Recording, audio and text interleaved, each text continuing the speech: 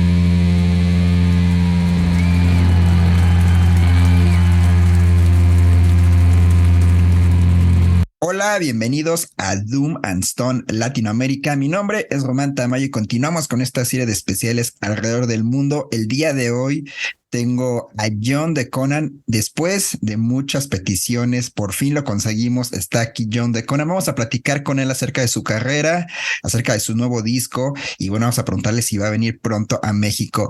Hello, Jon. Welcome to the show. Hey, thank you. Thanks for having me. Yeah, thank you so much. We really appreciate you have a lot of fans here in Mexico and a lot of people ask me for this interview. So thank you so much. Oh, you're welcome. No. Okay, the first question for you is, can you tell us about your first music memory? How did you get involved in heavy music?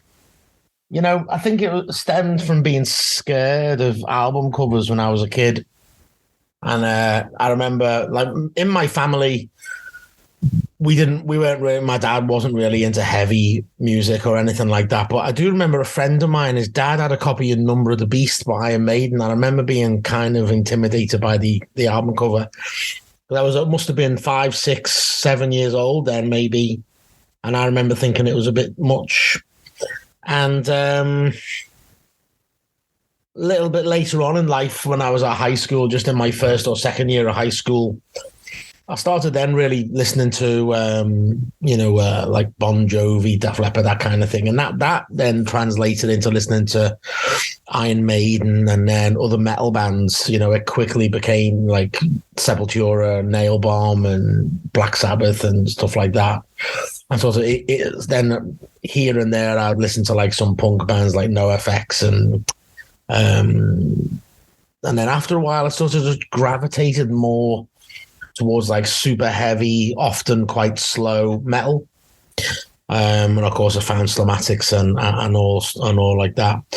So I think my first real, in terms of like how I am now and how my musical sort of life is now, I'd say probably the most important show I went to was Slamatics at this really weird little venue in Liverpool, which was a tiny venue, like maybe 20 people in the crowd or something, and Slamatics had been flown over. And I remember just thinking, whoa, it's just so cool that they've been, you know, put on a plane from Northern Ireland to come and play this tiny show in Liverpool.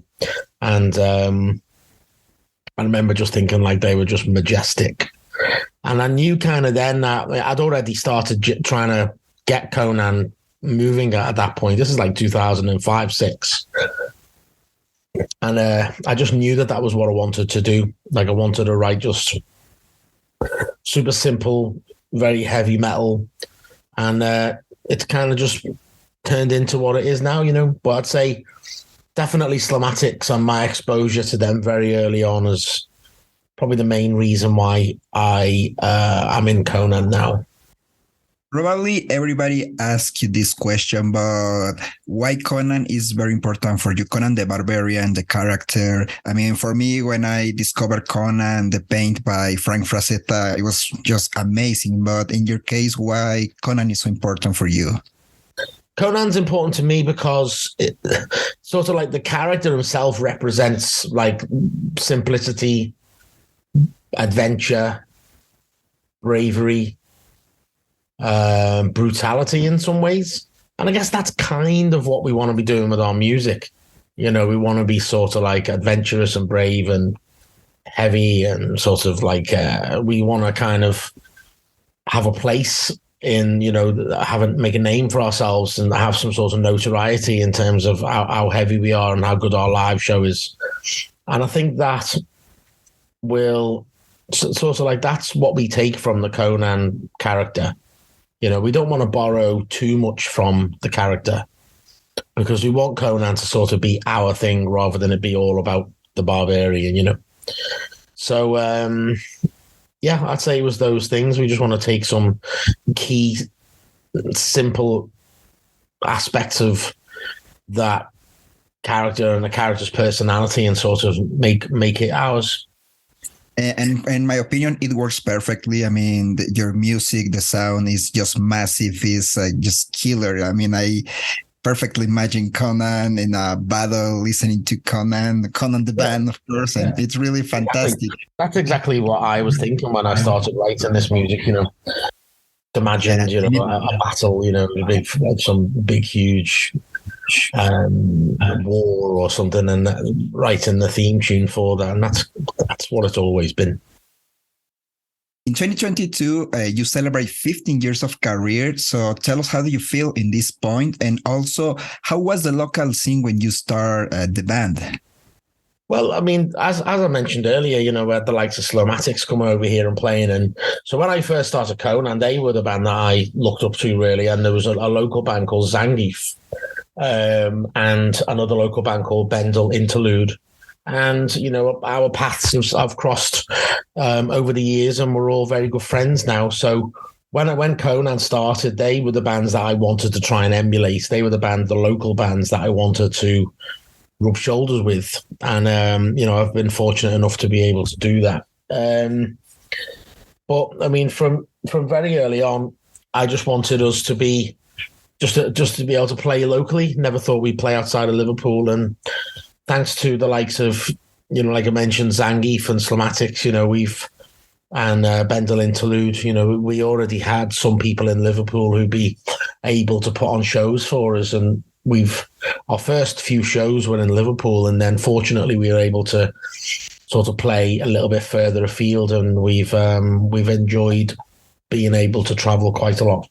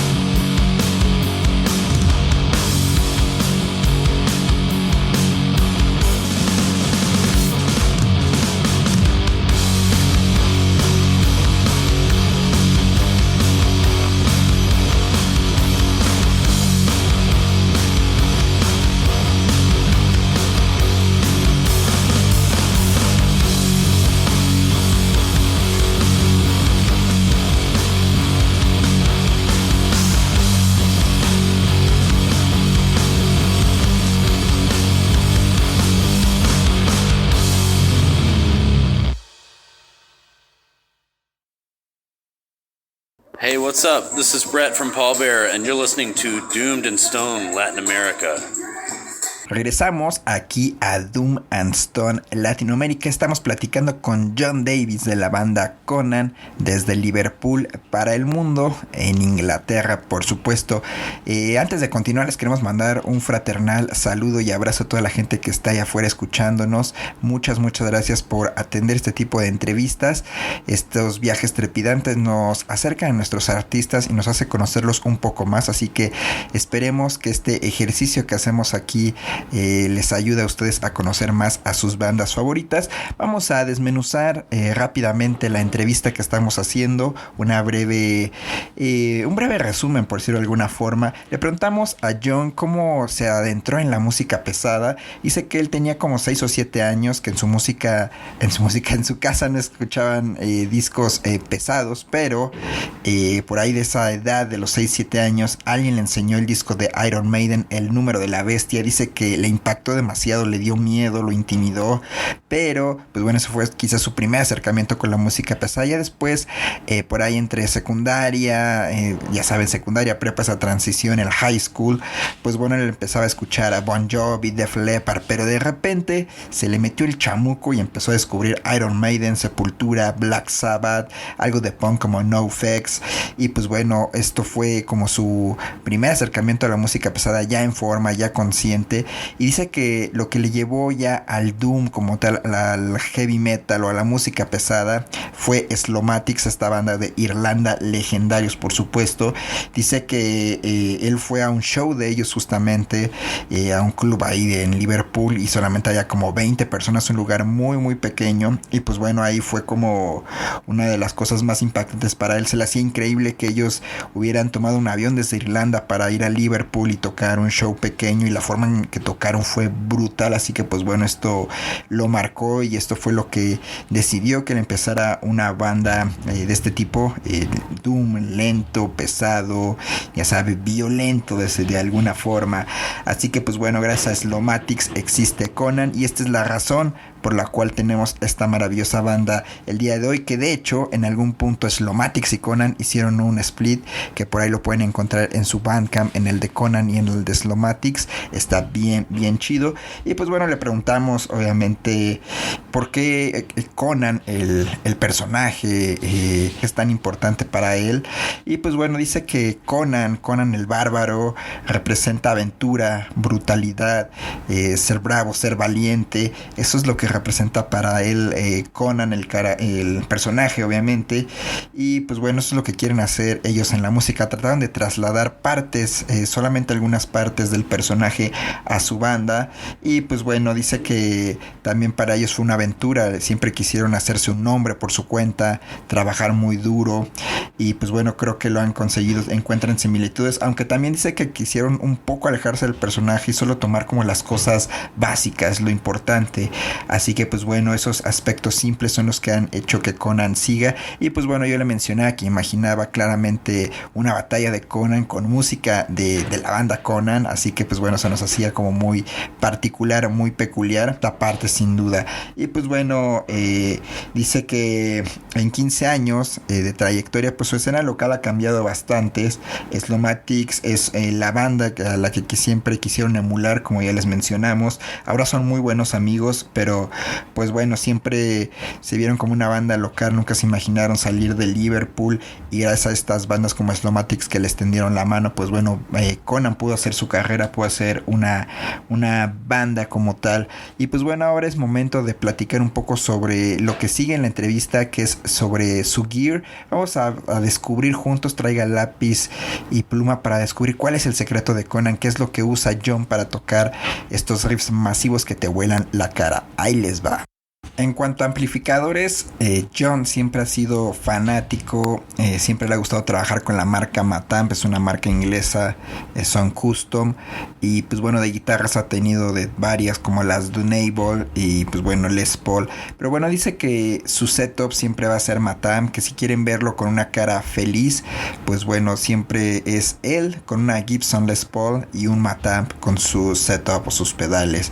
Y pues bueno, dice que ha tratado de buscar otros amplificadores que emulen el sonido del Matam, quizás que puedan llevarlo a un nuevo nivel como el Helix, pero pues bueno, y el Pibi también, que son de estado sólido ambos, pero no lo han conseguido. Dice que también probó el Mesa Boogie el 293 más un preamp custom que le hicieron, y que quizás este es lo más cercano que ha encontrado para sustituir el Matamp, pero pues obviamente es muy, muy difícil. Matamp es como su marca, es su sonido. Y pues le preguntamos que cuando están de tour, si llevan sus propios gabinetes, sus propios amplificadores. Dice que sí, si pueden traerlos, pero si vuelan, pues bueno, él se conforma con un Marshall, con un Orange o un Mesa Boogie. Dice que al final de cuentas su sonido proviene de los pedales de su fuzz, y pues bueno, esto es lo que lleva Conan a sus tours. Prácticamente se adaptan a lo que haya, pero siempre y cuando pues tengan lo básico para tocar. En cuanto a Estados Unidos, pues bueno, dice que antes tenían unos especiales que les había hecho un amigo en Seattle, pero que los vendieron durante la pandemia, y que esta vez que van a regresar a Estados Unidos van a descubrir qué es, con qué van a tocar, justamente cómo se van a adaptar para traer este sonido masivo. Hi, I'm Ethan from Primitive Man, and you are listening to Doomed and Stoned Latino America. A lot of guys send me a question related with your sound, your gear. So I'm going to read this question because it's a long question. So you develop a special sound, and frequently you change amps and guitar. Tell us about your experience using all these brands as Matam, Dunable, Hip Leech Tides, PV, and what gear do you use in these days to create these massive rips? Well, you know, I've kind of gone around and around and around, and I've come back to Matamp again. I'd say my happiest phase was when I had Gibson Les Paul, and I was playing that into my Matamp setup. That's when I think I sounded my best. And that was sort of around the time when we released Revengeance. So I had like an early 80s Silverburst Les Paul custom. And not so long after that, I sold that guitar. I wanted to change my amplifiers, and I started chasing after like a different setup, which took me through getting. I got some like the Hillbish setup, solid state, which was cool for a while. I enjoyed that for a while, but then I decided I wanted to change again. So I then switched it up. So I started using PV amplifiers, and again, they solid state heads. They were cool for a while, and then after a little while, I started using a Mesa Boogie 295 power amplifier, which is a valve amplifier, and I had a preamp made for me by Ned Clayton.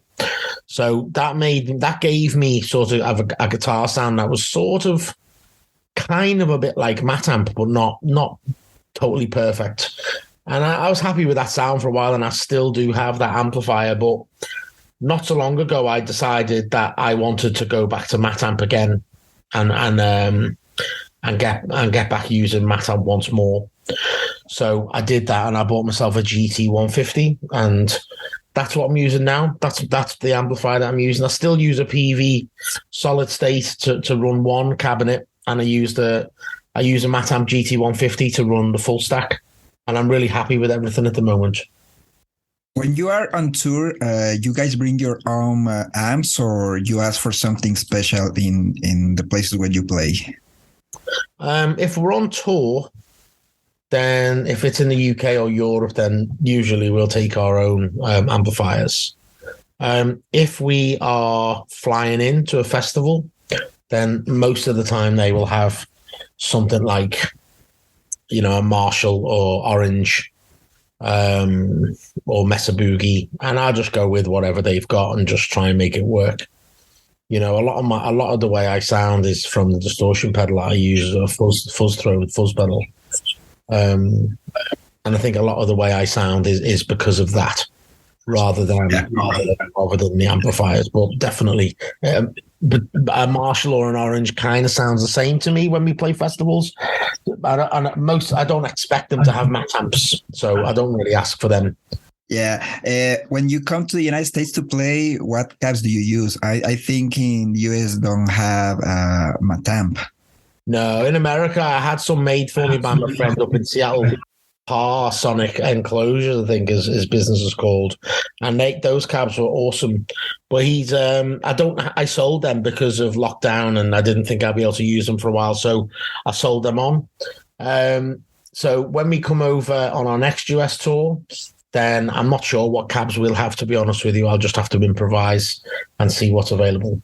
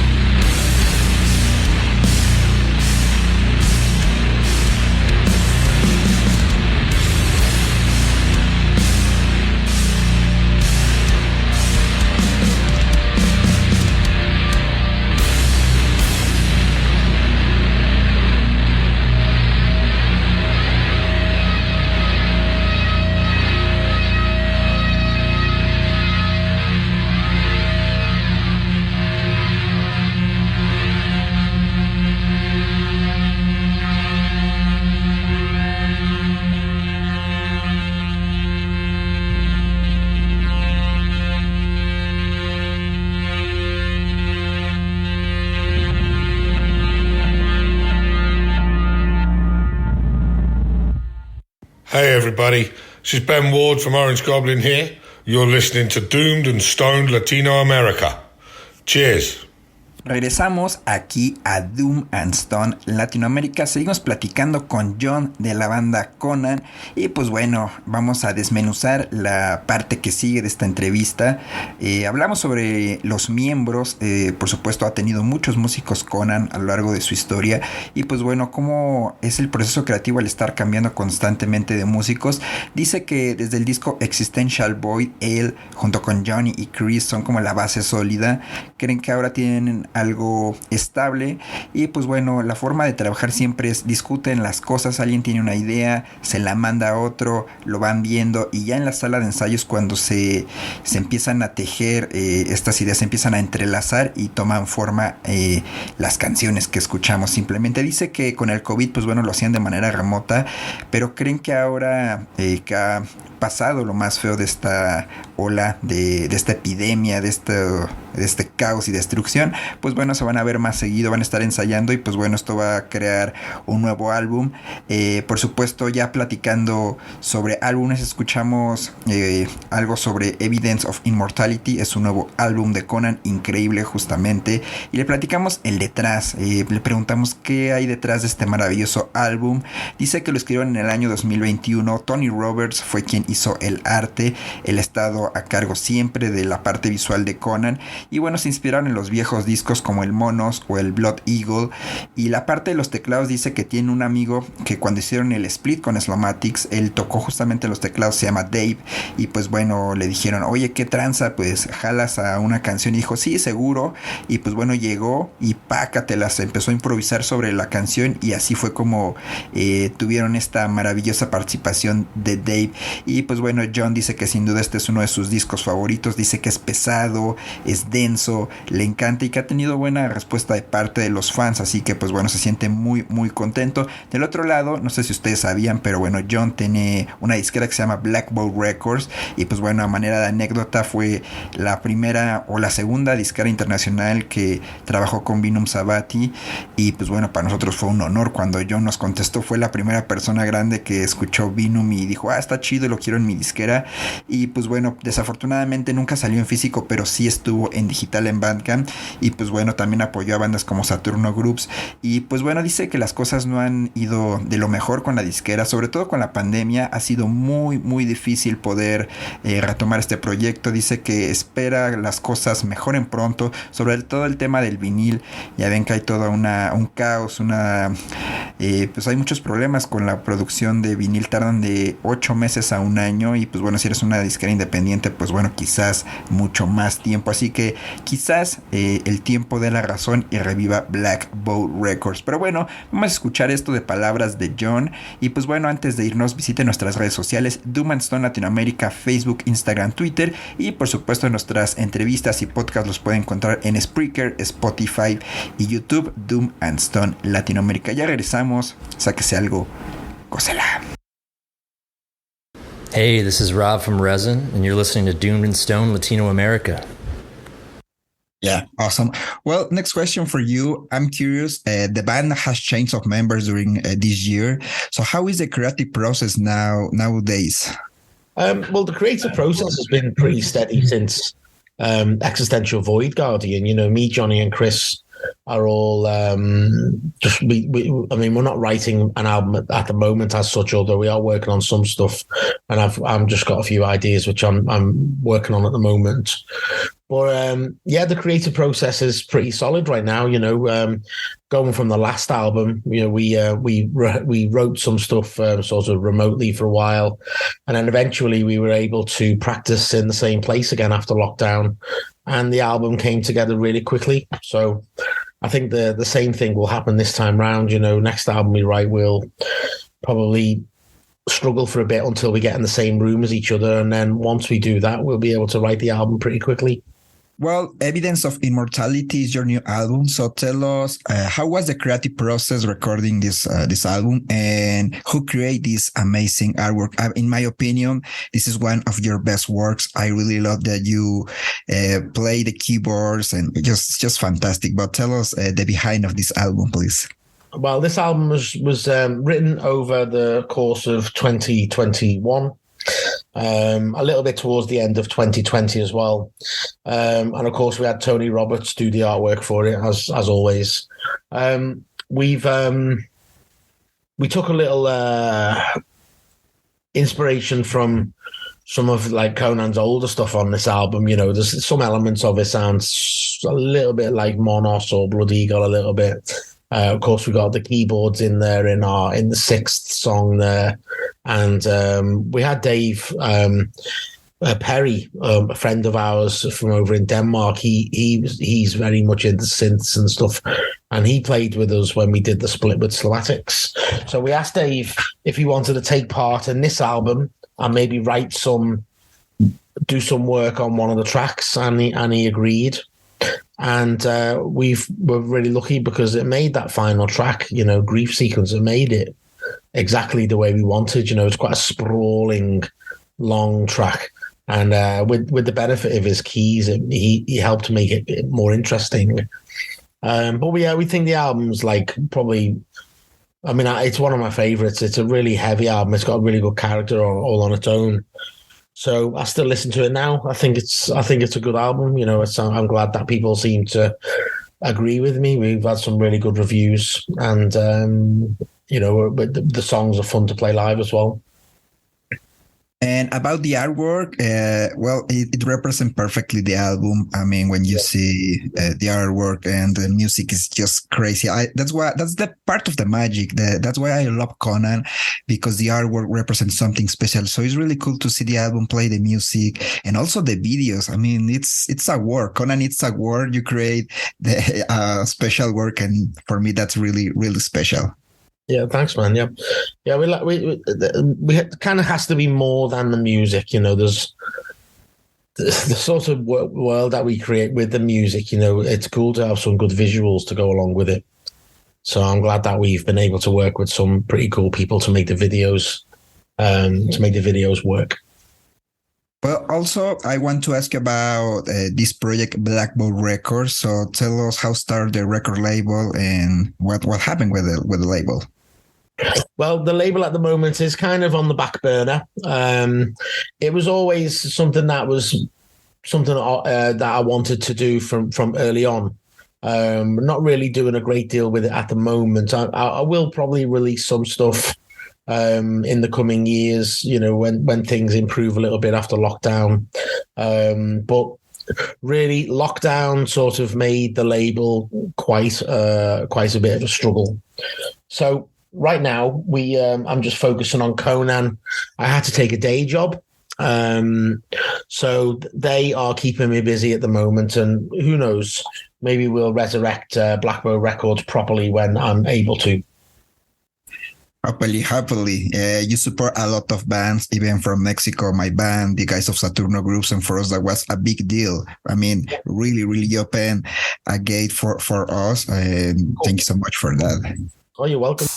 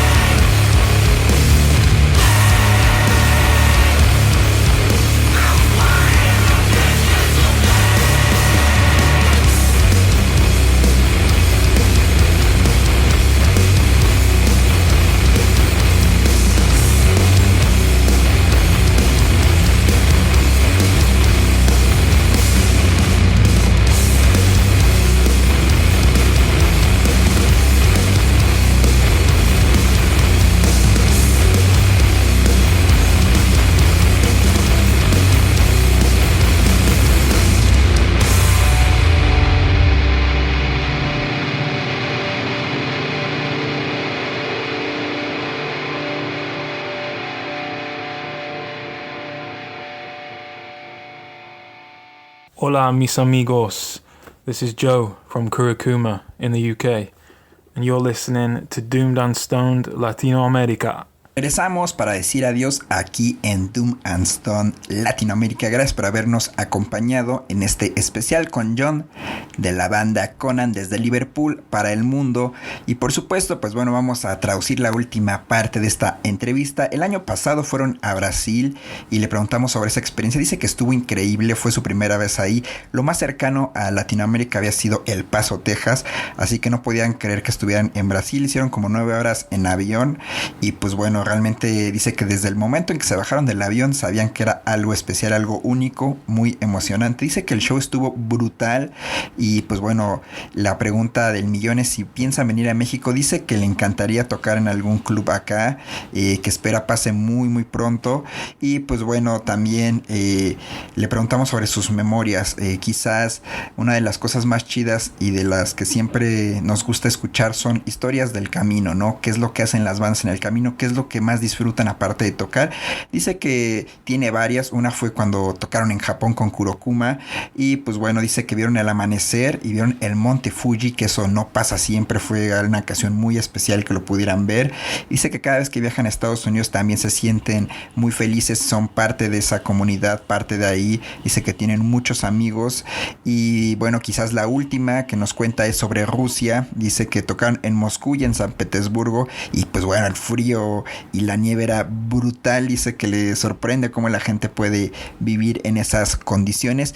Y pues bueno, la pregunta final, y bueno, quizás son dos preguntas finales. Una es, ¿qué consejo le daría a las personas que están empezando o tienen una banda, sobre todo a los jóvenes adolescentes? Y la siguiente es, ¿qué sigue para la banda? ¿Qué planes tienen?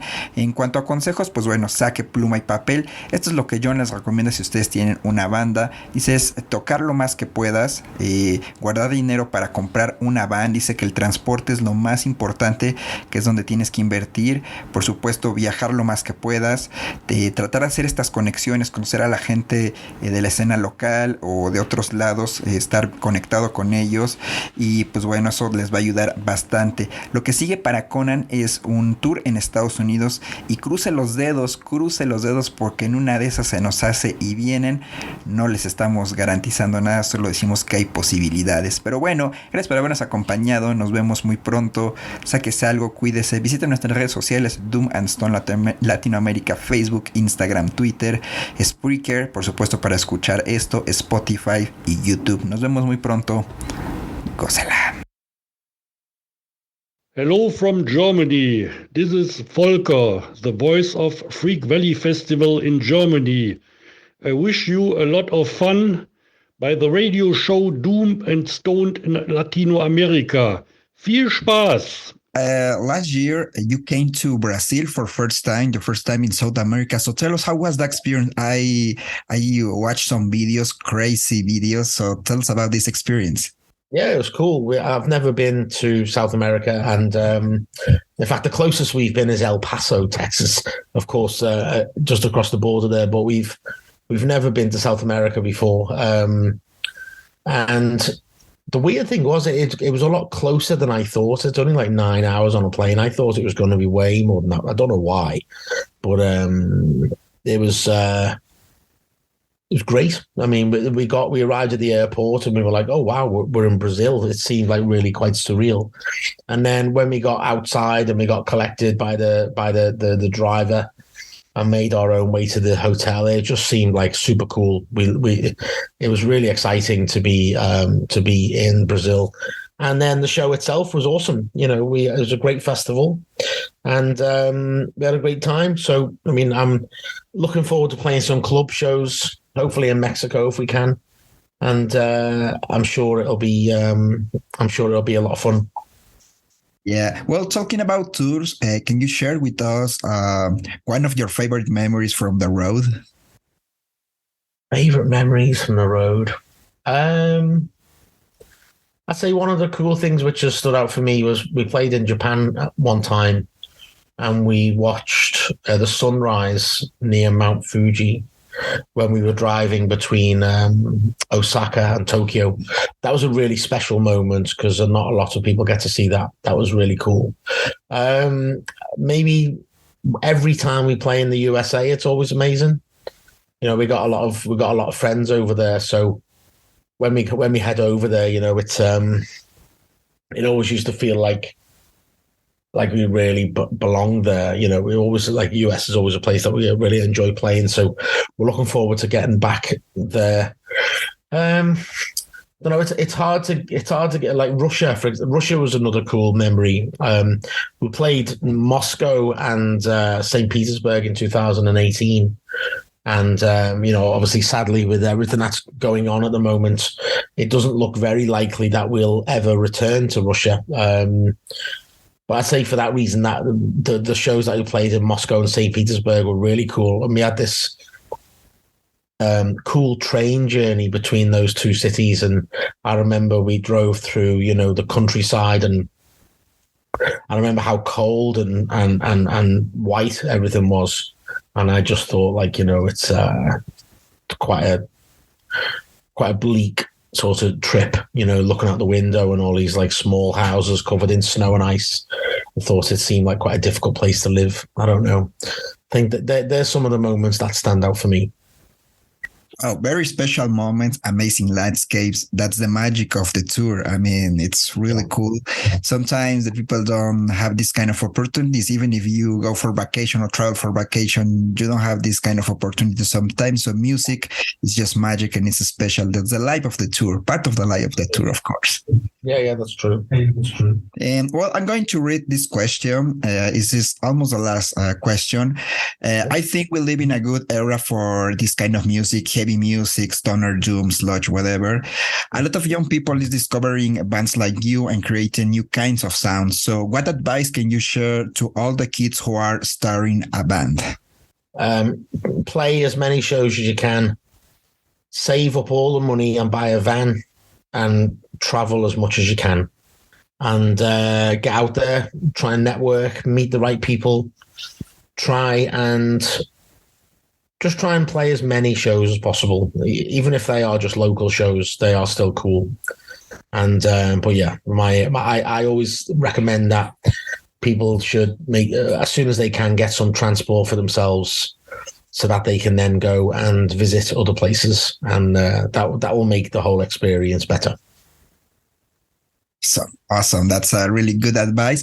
And well, the final question for you, Jon, is what plans do you have these years? Do you have any plan to go back on tour or to work in a new album? What's next for you? Well, we're actually, the next thing on our plate is a US tour. We're working on some dates at the moment. And a lot of those are getting closer. So I think maybe soon we will announce a US tour. We're just working on all of that now. Thank you. Well, Jon, thank you so much. We really appreciate it. Do you have any final words for your fans here in Mexico or Latin America? Thanks to all your listeners. You know, we appreciate any if we have any support down in South America. We do appreciate you guys, and we would love to come down and play in Mexico for sure, and elsewhere in South America. We really want to do that, and we will we'll be there as soon as we can.